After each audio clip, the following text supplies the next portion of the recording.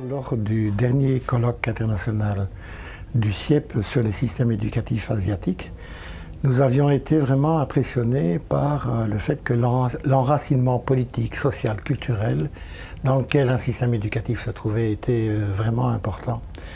Et donc, une des premières raisons de ce numéro concernant les grandes figures, c'était vraiment d'identifier quelles étaient les grandes figures qui appartenaient à ces grandes civilisations culturelles. Évidemment, pour la culture chinoise, on pense automatiquement à Confucius, mais il y a évidemment d'autres grandes cultures comme la culture hindoue, comme la culture arabo-musulmane, la nôtre, la culture occidentale et évidemment la culture africaine traditionnelle. Donc ça a été une des premières raisons.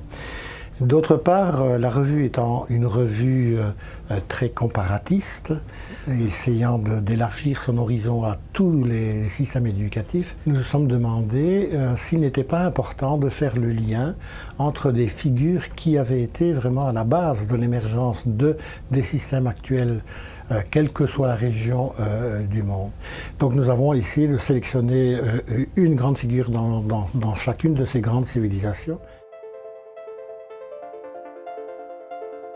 Il est évident que les grandes figures sont tellement nombreuses et au plus on se rapproche de notre époque, au plus elles sont nombreuses. Il a fallu faire des choix. Les choix étaient d'une part induits par le critère de pouvoir couvrir l'ensemble des régions du monde autant que possible et d'autre part aussi de pouvoir avoir des figures qui avaient marqué une étape vraiment importante dans un raisonnement que nous voulions développer. C'était de voir en quoi effectivement la tradition, le passé prépare l'avenir.